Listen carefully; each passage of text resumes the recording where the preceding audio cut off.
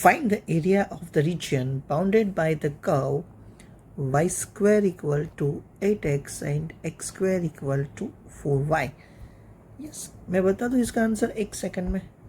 So area bounded by this two curve is nothing but 8 into 4 by 3, 32 by 3. सभी को question हुआ होगा कि ये कैसे इतनी जल्दी हो गया. यस बच्चों, शॉर्ट ट्रिक है. चलो, if we need to find area of the region bounded by the curve y square equal to 4ax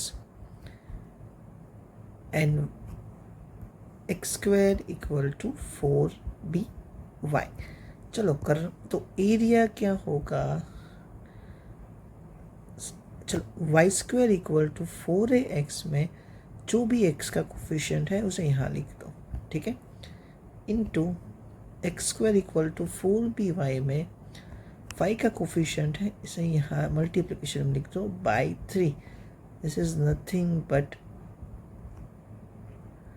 area of the region bounded by the parabola y square equal to 4ax and x square equal to 4by.